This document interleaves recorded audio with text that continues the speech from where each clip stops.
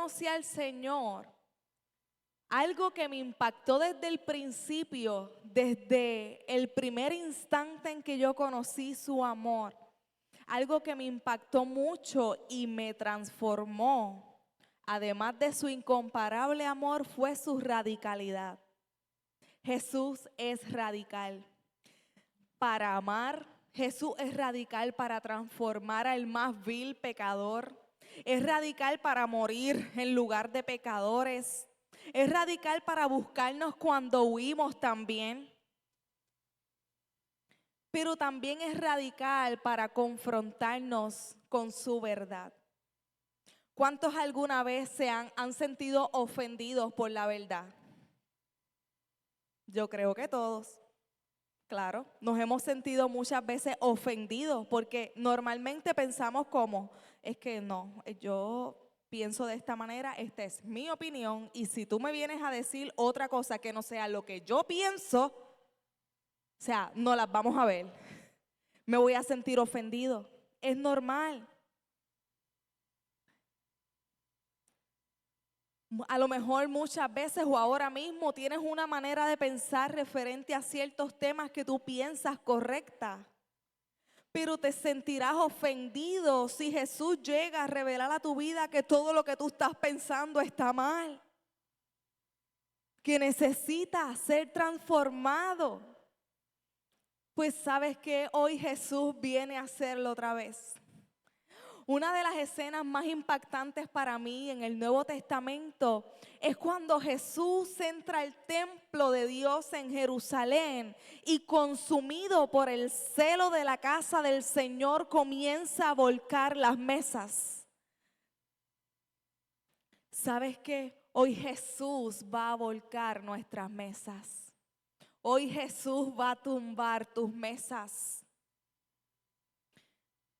Jesús, esto es una de las historias que se encuentra en los 4 evangelios y es cuando Jesús se encuentra a los mercaderes vendiendo animales y cambiando dinero y convirtiendo el lugar de culto en un mercado para obtener ganancia.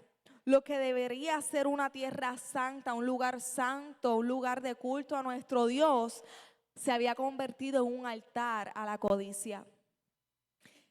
Y a pesar de que están los 4 evangelios, hoy nos vamos a enfocar en la que está en Juan, aunque vamos a tocar un poco de Mateo también. En Juan 2, del 13 al 22, está la porción y dice que cuando se aproximaba la Pascua de los judíos, Jesús subió a Jerusalén y en el templo halló a los que vendían bueyes, ovejas y palomas, y también a otros que instalados en sus mesas cambiaban dinero. Entonces, haciendo un látigo de cuerdas, echó a todos del templo, juntamente con sus ovejas y sus bueyes. Regó por el suelo las monedas de los que cambiaban dinero y derribó sus mesas.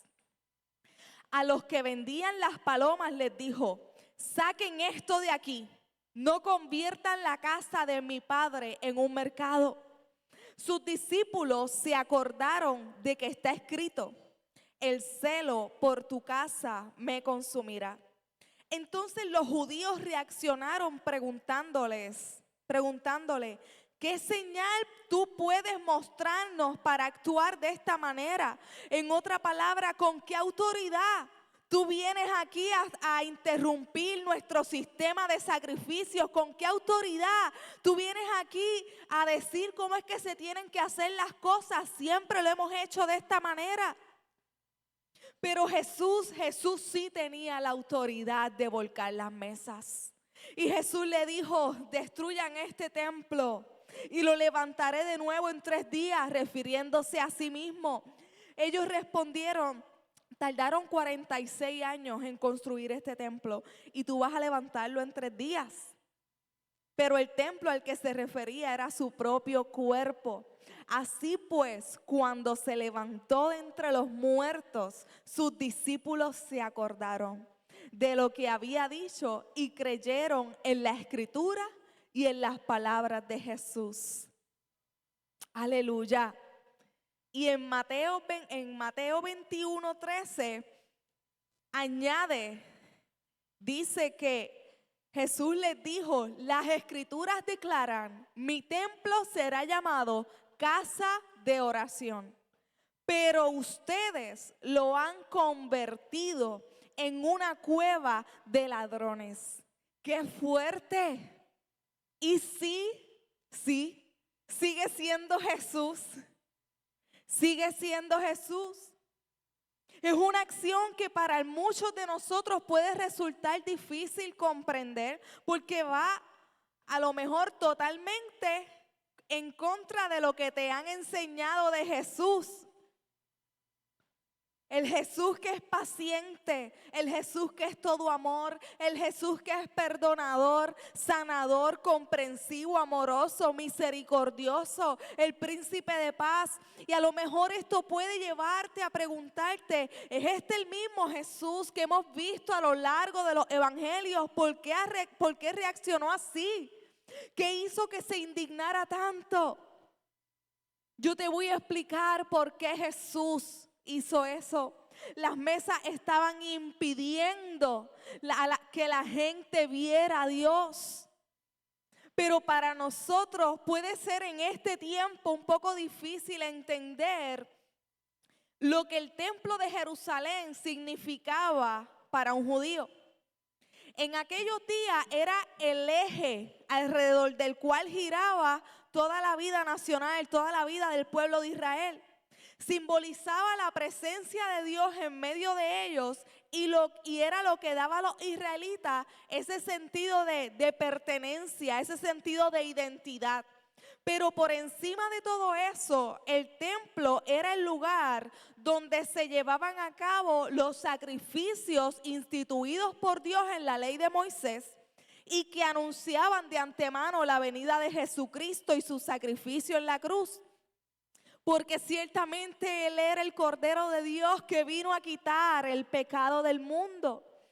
De manera que la existencia del templo era un recordatorio de que no podemos acercarnos a Dios a menos que alguien pague por nosotros las cuentas que tenemos pendientes con Dios, con su perfecta justicia a causa de su sacrificio. Y lamentablemente estos mismos líderes religiosos que se suponía que fuesen los que les recordaran estas verdades al pueblo, terminaron corrompiendo y profanando el lugar de adoración y reconciliación. Pero Jesús llegó. Dile al que está a tu lado, Jesús llegó. Jesús llegó, interrumpió el sistema de sacrificio, expulsó a todos dándoles muchos mensajes, pero entre ellos Él estaba dando un mensaje diciéndoles pronto, estos sacrificios no serán más necesarios porque aquí ha llegado el verdadero sacrificio.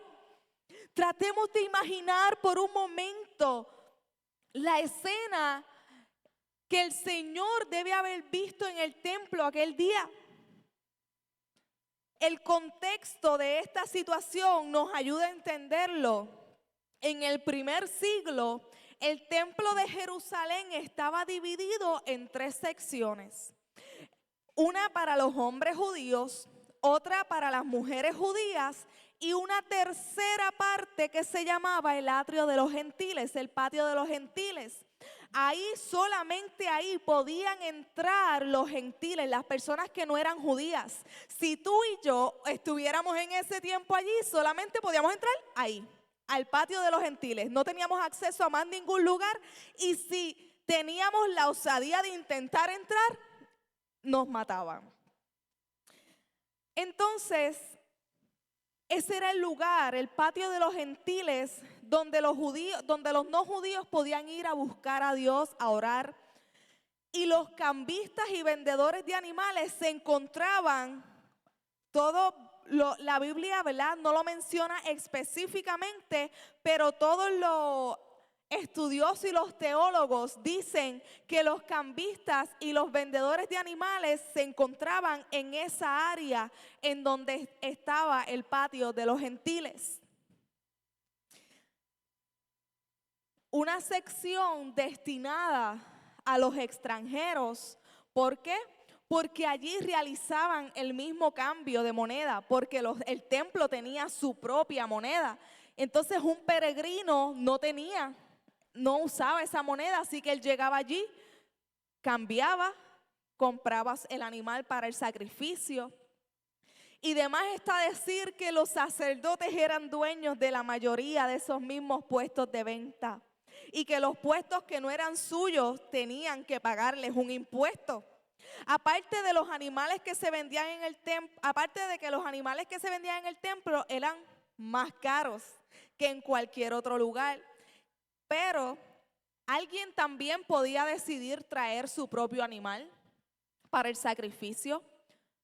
Pero aunque podía hacerlo, se estaba corriendo el riesgo de que no pasara la inspección oficial de los sacerdotes y como quiera tuviera que comprarlo allí, ¿verdad?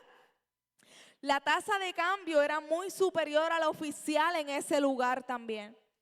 En pocas palabras, la religión de Israel, o sea, este sistema había llegado a ser un negocio para los sacerdotes.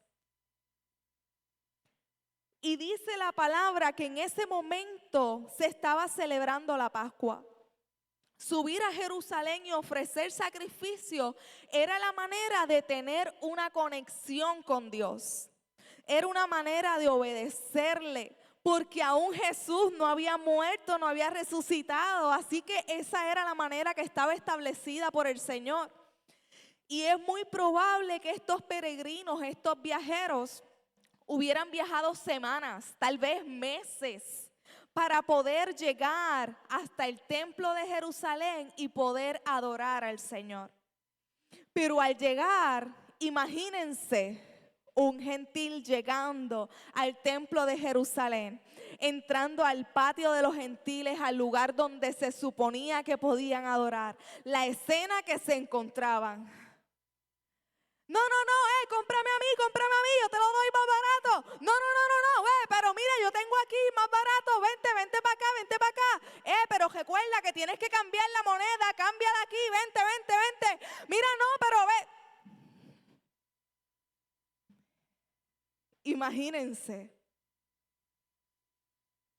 Imagínense. El patio de los gentiles, que era un lugar de acceso para todos, un lugar de culto a nuestro Dios, pero a medida que pasó el tiempo, algo se fue corrompiendo, algo fue cambiando el diseño que había sido en un inicio. Ese lugar se había transformado en algo que no fue para lo que era diseñado. Y muy pronto se encontraban distraídos, desconcentrados por comerciantes que promovían los animales para el sacrificio como si fueran productos simplemente. Gritando precios, cambiando dinero. Y en lugar de encontrar un espacio para encontrarse con el Señor, para orar, encontraban un grupo de mercaderes buscando aprovecharse de ellos. El mismo lugar que se suponía debía estar destinado para acercarlos a Dios, se había convertido en una barrera para experimentar la presencia del Señor, su poder. Lo sagrado había sido devorado, ahogado por lo superficial. Eso provocó la justa ira de Jesús. Un espacio santo había sido secuestrado. Se había colocado un obstáculo en el camino de los que buscaban al Señor. Y Jesús tenía la autoridad de entrar allí, volcar las mesas, botar a todo el mundo porque era la casa de su Padre. Si yo llego a la casa de mi madre y yo encuentro una situación en la que ella se esté ofendiendo, ¿qué yo voy a hacer? Tú me haces el favor y te vas ahora mismo. Lo voy a votar, la persona que sea, no me importa quién sea. Imagínense Jesús con la casa de su padre, que era un lugar santo, un lugar que se supone que cada cosa que había entrado a ese lugar hubiese sido consagrada al Señor.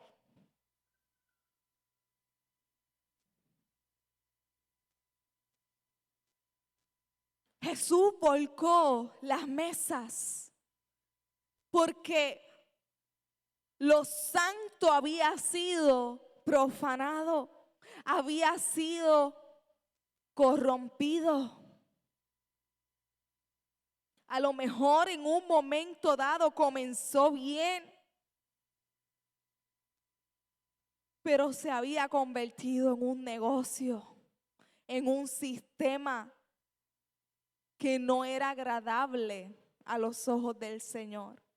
En algo superficial, se había convertido en algo transaccional.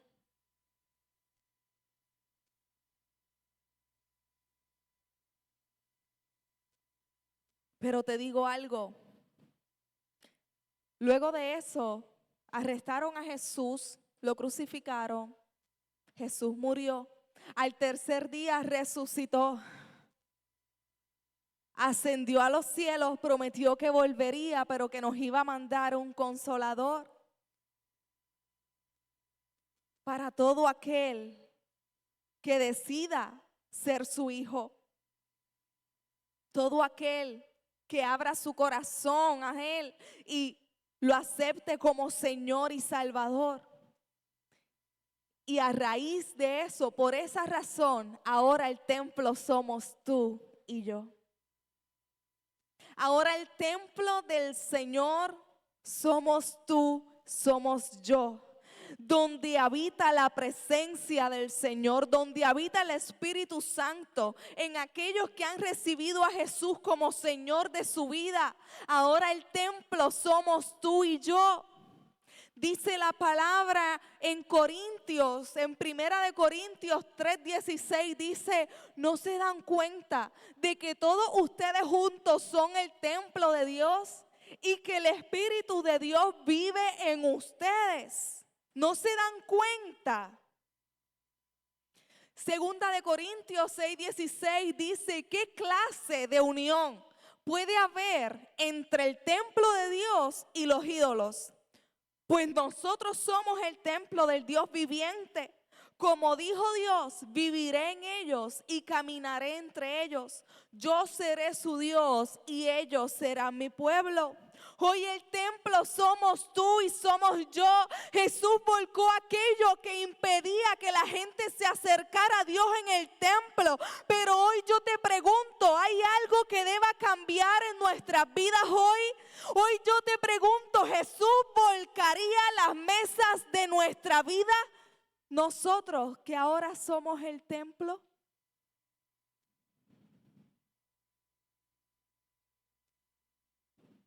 La purificación del templo fue una denuncia a la religiosidad vacía, a la hipocresía, a los rituales que no tenían fruto alguno. Los mercaderes habían convertido la casa de oración de Dios en un mercado, ofreciendo un culto transaccional superficial, habían corrompido lo santo. Las mesas representan aquellos obstáculos para acercarnos a Dios, para hacer su voluntad, para cada día parecernos más a Jesús. Aquellas cosas que roban, que dañan, que manchan nuestra relación con el Señor, el diseño para lo que fuimos creados. Las mesas son todo aquello que ensucia lo que tú eres en el Señor. Y hoy Jesús vino a volcar esas mesas. Porque mi casa será llamada casa de oración para todos los pueblos. Pero ustedes la han convertido en cueva de ladrones. ¿Qué está impidiendo que seas llamado casa de oración? ¿Qué es una casa? ¿Qué tú piensas cuando viene a tu mente la palabra casa? Un lugar de familia, un lugar de relación, de intimidad, de comunión, un lugar de verdad, un lugar de seguridad, nos sentimos seguros, un lugar de honra, un lugar de amor. Pero en cambio, cuando pensamos en una cueva de ladrones, ¿qué es una cueva? Una cueva de ladrones, yo pienso, es un lugar de injusticia, es un lugar de suciedad, es un lugar de incómodo, un lugar escondido, oculto, un lugar difícil de alcanzar, pero nosotros somos casa de oración. Y Jesús siempre va a ir en contra de lo que corrompa su propósito en tu vida. Aquellas cosas que corrompen lo santo que Dios ha depositado en tu vida. Aquí hay personas, hay familias enteras que han consagrado sus vidas, sus casas al Señor, pero con el tiempo han dado cabida a sus vidas, a sus casas, a cosas que han dañado, que han manchado lo que Dios había purificado. Se han sentado en mesas que Jesús volcaría. Han traído al centro de sus casas mesas que Jesús volcaría.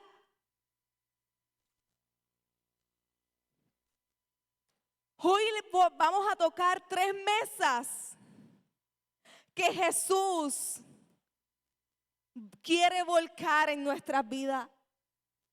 Va a volcar en nuestras vidas. La primera mesa, la mesa de la amistad con el mundo. Lo primero que Jesús quiere derribar en nuestra vida es la mesa de la amistad con el mundo. Porque estamos frente a una generación que puede estar en el templo, pero con mesas construidas por sus propios deseos, por ellos mismos. Están dentro del templo, pero con mesas construidas, con alianzas con el mundo.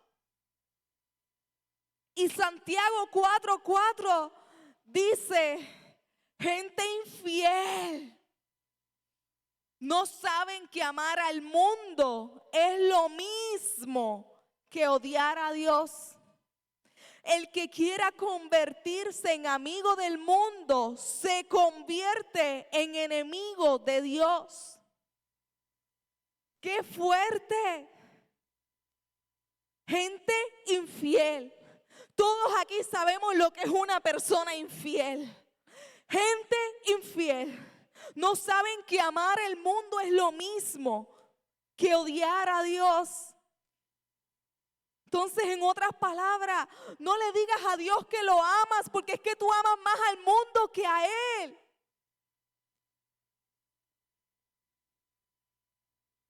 Porque convertirse en amigo del mundo automáticamente nos convierte en enemigos de Dios. Hay gentes que pueden estar dentro de la iglesia, pero son enemigos de Dios. Hay gente que pueden hacer cosas para Dios, pero son enemigos de Dios.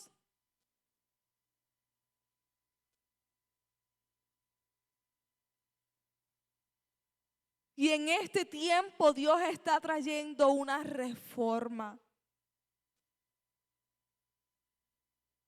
Una reforma. Necesitamos ser esa generación que se levante con valentía a decirle no al pecado, a decirle no a lo que te puede ofrecer este mundo.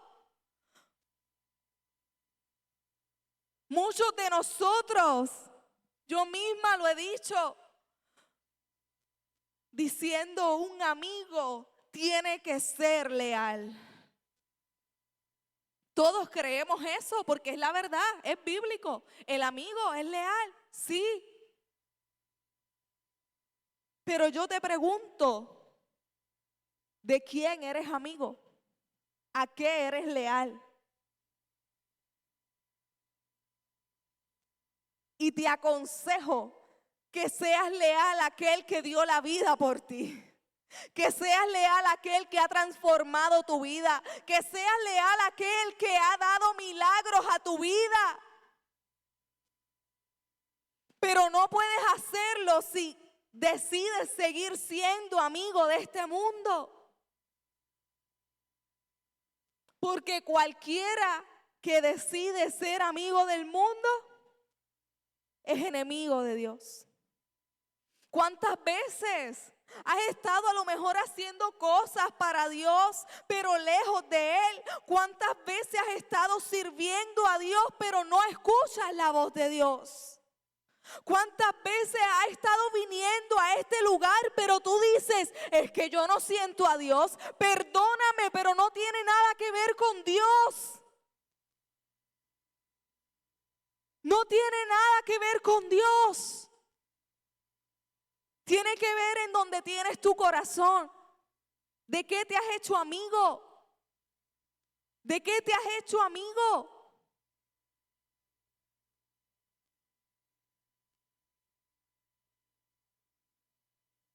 Hay gente que Dios les está dando una oportunidad de arrepentirse, de volverse a Dios de todo corazón, de romper la amistad con el mundo, aquello que corrompe lo santo de Dios en tu vida.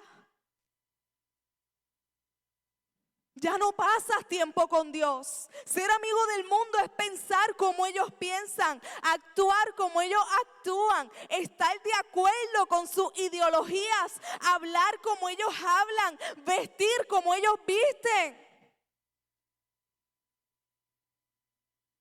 Y poco a poco comienzas a alejarte. Y ya no lees la Biblia igual que antes. Ya no pasas tanto tiempo con Dios como al principio. Y Dios te dice, espérate, ¿cómo es que somos amigos? Si tú no eres leal a mí, ¿cómo es que somos amigos si cada día estás más lejos de mí? Sí. ¿Cómo es que somos amigos si eres demasiado amigo del mundo que me aborrece? ¿Cómo es que si somos amigos callas de mí en lugares donde no me conocen? ¿Cómo es que si eres mi amigo, tus amigos no saben del amigo que tienes? Entonces realmente no eres mi amigo, eres mi enemigo. Por eso Jesús tiene que tumbar nuestras mesas. Un amigo es leal. La pregunta es, ¿a qué estás siendo leal en tu vida? La segunda mesa que Jesús va a derrumbar en esta mañana es la mesa de nuestra voluntad.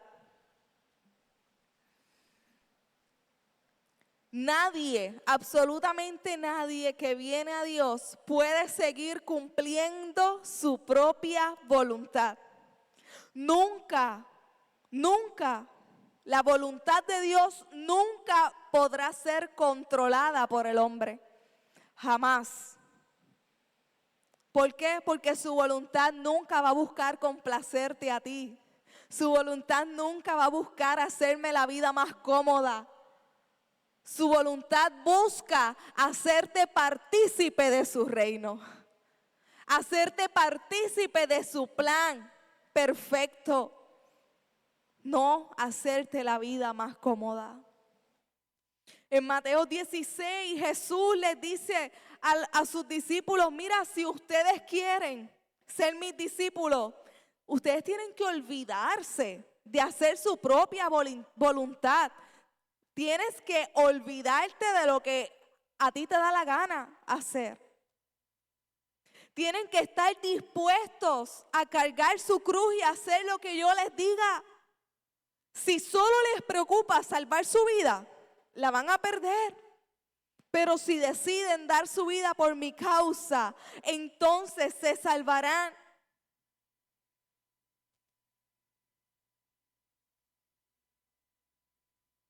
La mesa de mi voluntad. ¿Cuántos han construido esa mesa en sus vidas? La mesa de lo que yo quiero. La mesa de lo que yo creo que es mejor para mí. La mesa de lo que esto nos va a beneficiar. A largo plazo, esto me va a beneficiar. La mesa de el yo, pero sin consultarle nada a Dios. Y yo creo que Jesús está moviendo las mesas de muchas personas aquí. Y Él ciertamente vino a derribar la mesa en donde has puesto cosas que están fuera de su voluntad para tu vida. Y sí, yo estoy segura de que Dios tiene un propósito contigo. Dios te escogió, Dios te llamó, pero amado, te has encargado de colocar encima de la mesa cosas que están fuera de su voluntad para tu vida. Y yo te voy a decir algo, ahórrate el tiempo. No le pidas a Jesús que se siente en una mesa contigo donde solo se sirve tu plato favorito. No le pidas a Jesús que se siente en una mesa donde solamente tu voluntad es la que importa. Porque Jesús se va a levantar y va a derribar tus mesas. Y ¿sabes qué? Yo también le dije a Jesús, Señor, en mi vida hay mesas que necesito que las tumbes. Yo pensaba que estaban bien, pero has abierto mis ojos. Derrúmbalas, Señor. No las quiero. Hay muchas personas que quieren que Jesús se siente en su mesa, pero ellos no quieren saber cómo piensa Jesús, qué siente Jesús, cuál es la voluntad de Jesús. Y si tú estás en esa condición, tú necesitas pedirle a Jesús que derribe la mesa de tu voluntad. Esto no es algo que yo puedo hacer por ti. Esto no es algo que ningún pastor, ningún amigo puede hacerlo por ti. Solo Jesucristo. ¿Qué es la voluntad? La voluntad es la capacidad de alguien, de un individuo, de tomar decisiones, de organizar su conducta, de disponer de sí mismo con autonomía. Eso es voluntad. Pero te digo algo, absolutamente todo lo que construyas fuera de la voluntad de Dios, sin importar el éxito terrenal que puedas tener, si está fuera de su voluntad, es un fracaso. El evangelio nunca se ha tratado y nunca se tratará de autoayuda.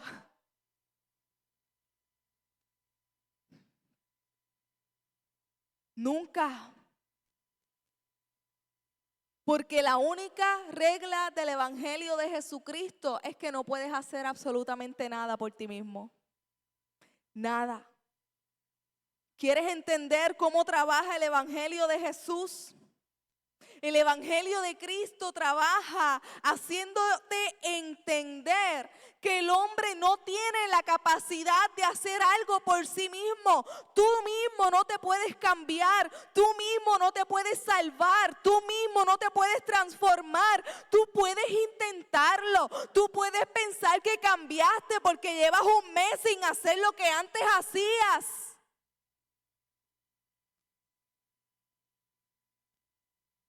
Tú puedes pensar que lo lograste, pero volverás a caer en la misma condición.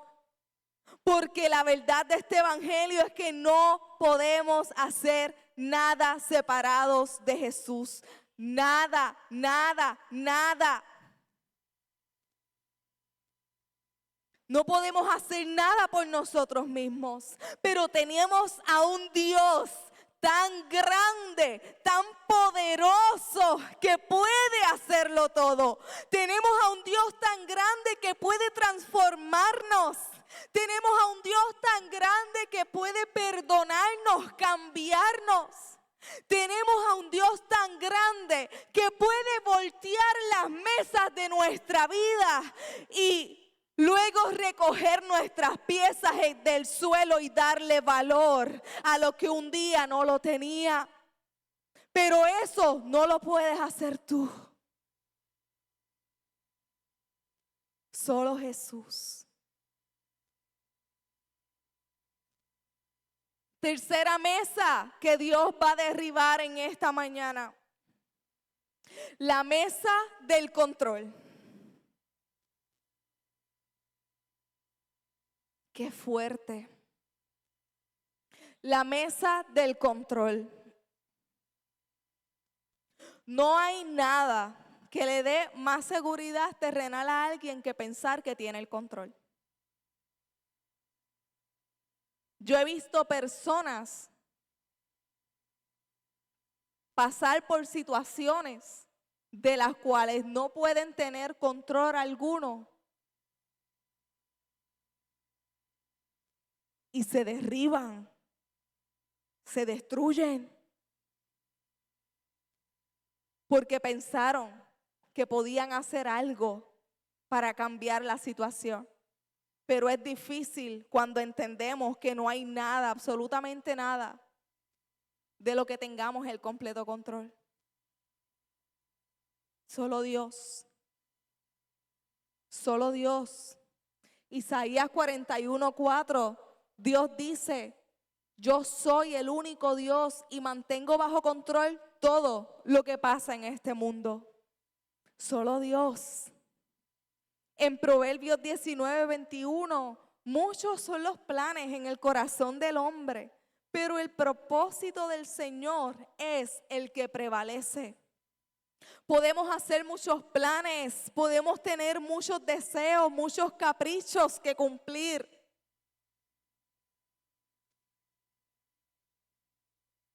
Y a lo mejor alguno lo logremos, pero no prevalecerá si no está dentro de la voluntad del Señor. Puedes a lo mejor disfrutarlo un tiempo, pero no va a prevalecer si no está dentro de la voluntad del Señor. Entonces, si tú quieres hacer algo en tu vida que permanezca, que prevalezca, busca la voluntad del Señor.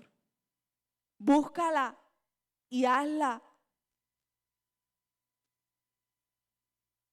Has pensado a lo mejor que tú tienes el control de muchas cosas, amado, pero no es así.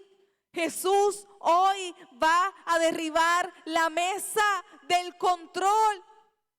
A lo mejor muchos de ustedes se han sentido frustrados porque sienten que hay cosas que se les salieron de las manos, pero hoy yo te digo que es Dios dejándote saber que tú no tienes el control.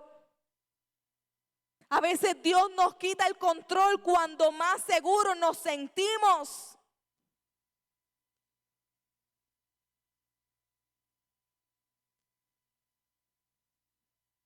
Y nos dice: hey, recuerda,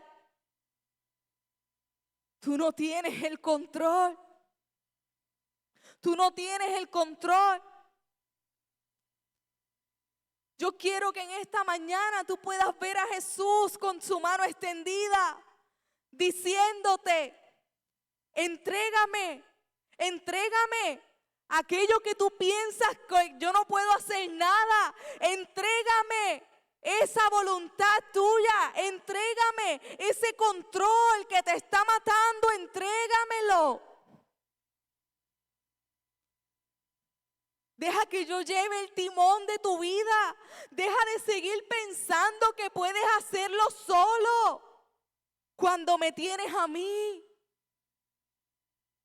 Deja de seguir intentándolo a tu manera, a tu forma, con tus deseos, con tus pensamientos. Deja que Jesús hoy derribe la mesa de tu control. ¿Cuánto tiempo llevas construyendo tus propias mesas? A lo mejor tú dices, Señor, es que esto que yo he construido es verdad que lo hice fuera de tu voluntad, pero Señor, me ha costado tanto. Me ha costado tanto, Señor.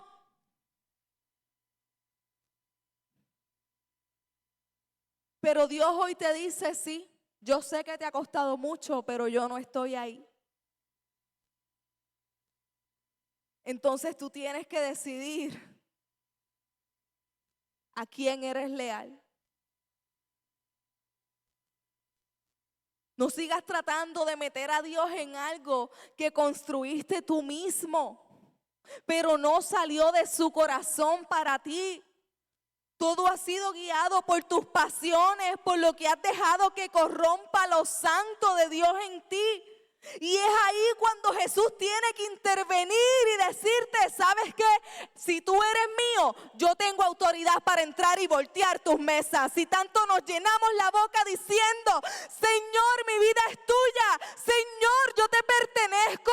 Tú eres el dueño de mi casa. Pues ¿sabes qué? Hoy Jesús volteará tus mesas.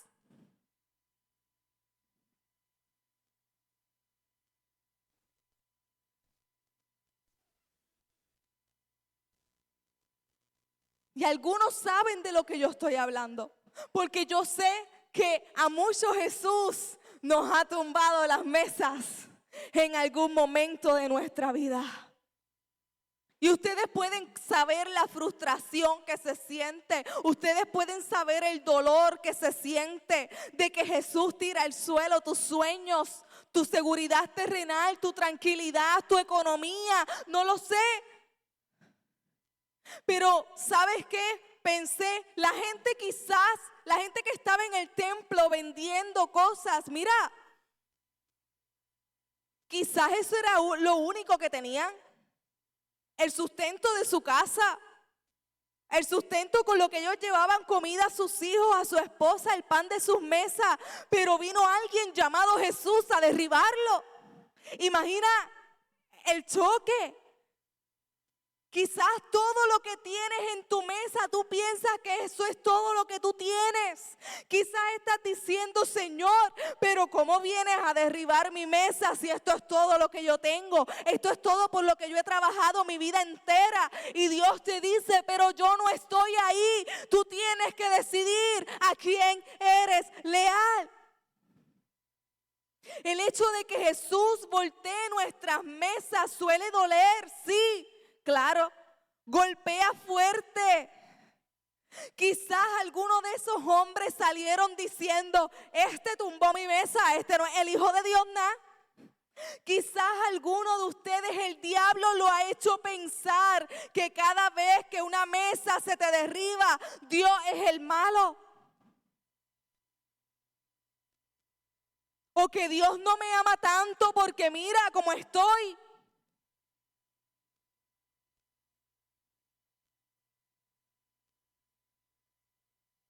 O a lo mejor le han echado la culpa al diablo de todo lo que ha pasado que tú no quieres que pase en tu vida. Pero sea lo que sea que ocurra, sea la que sea la mesa que haya sido derribada, si fue Jesús. Si fue Jesús, mientras sea Jesús el que derribe mis mesas, aunque ahora no lo entienda, algo más grande vendrá mañana. Amo cuando Apocalipsis, hablando de la relación íntima con Jesús, dice en Apocalipsis 3, el versículo 19 y 20, yo reprendo y corrijo a los que amo.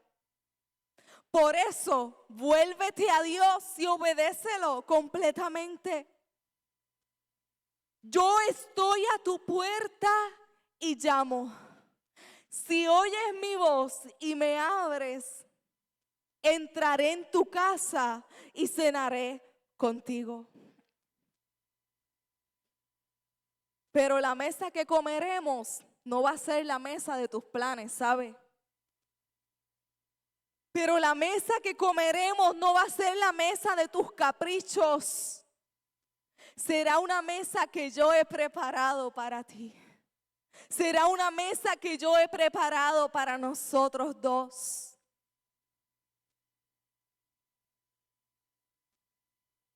¿Quién quiere que Jesús se siente en su mesa?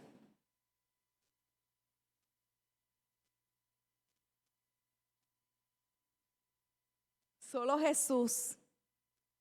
Jesús solo se va a sentar en las mesas que permitieron que ya Él volteara.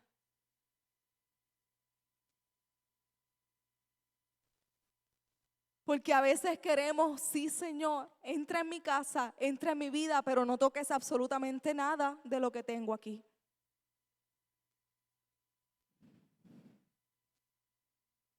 Y así no es. Así no es.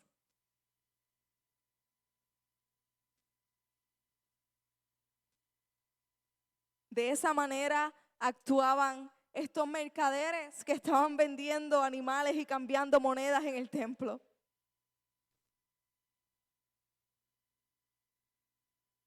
Y hay veces que nosotros actuamos un poquito así también.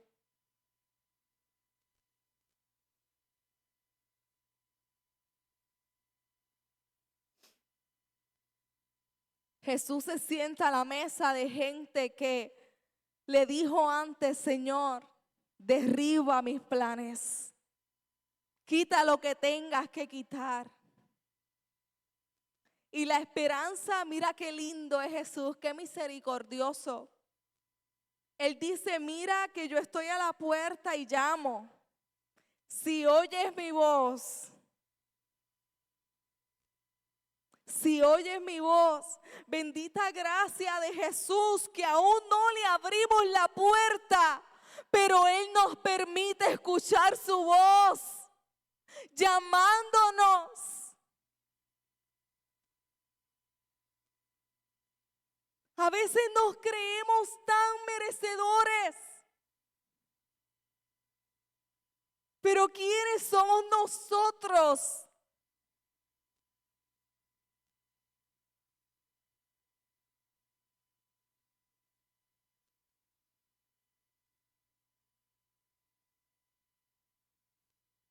Jesús nos dice, te amo tanto, que aunque no me has abierto la puerta, yo te he dejado escuchar mi voz. Y si me oyes y me abres, cuando me dejes entrar, sí, puede que derribe tus planes. Es seguro que lo haga.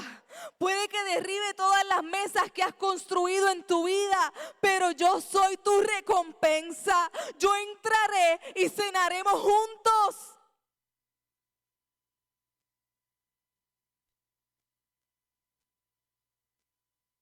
Cenaremos juntos.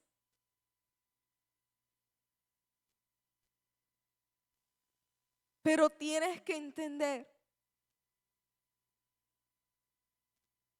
que los planes del Señor siempre son mejores, son más altos que los nuestros.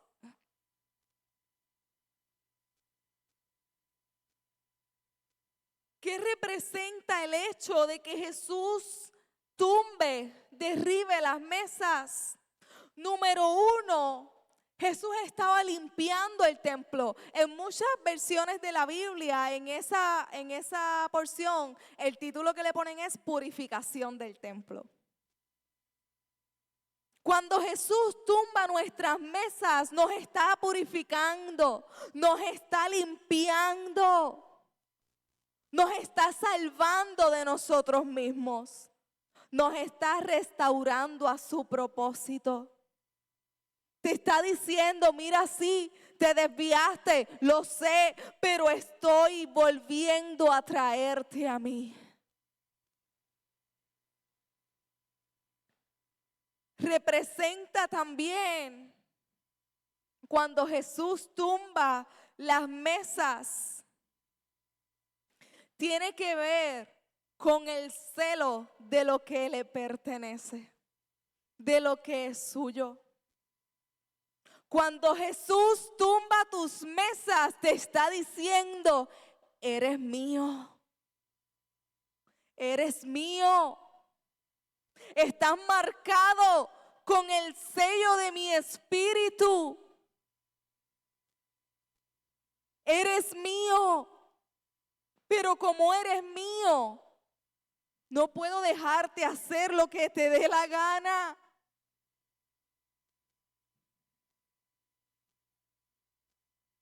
Amado, Jesús viene, pero viene a buscar una iglesia rendida, a una iglesia madura.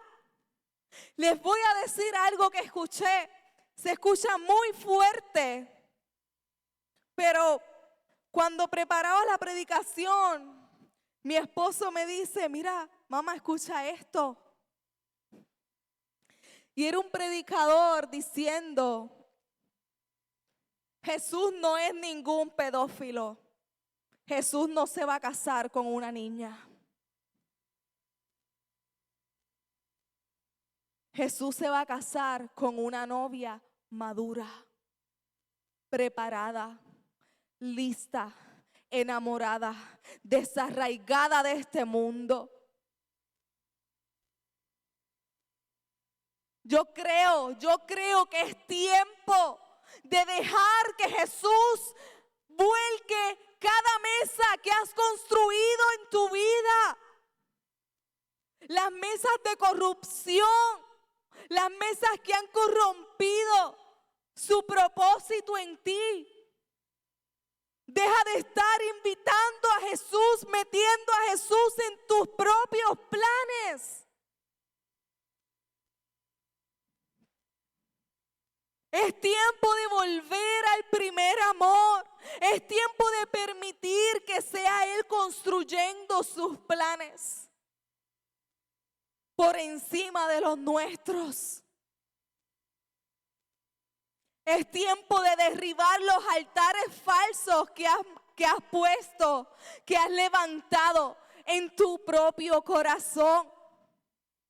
Yo creo que es tiempo de comenzar a darle más al Señor y no solo las obras de nuestra vida.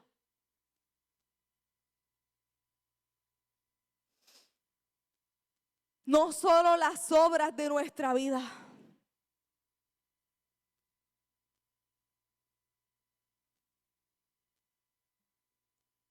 Llevamos mucho tiempo predicando sobre que es un tiempo de decisión. Es un tiempo decisivo. Es un tiempo donde necesitamos definirnos. Es un tiempo en donde necesitamos definir a quién somos leales, a quién realmente servimos.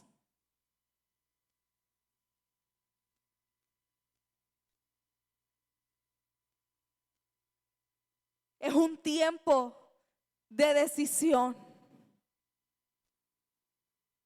Yo voy a poner una canción ahora y yo te voy a pedir que tú la escuches. Si te la sabes, cántala. Pero te pido por favor que tomes en serio. Toma en serio las exhortaciones que Dios está haciendo. Tómalas en serio, amado. Tómalas en serio.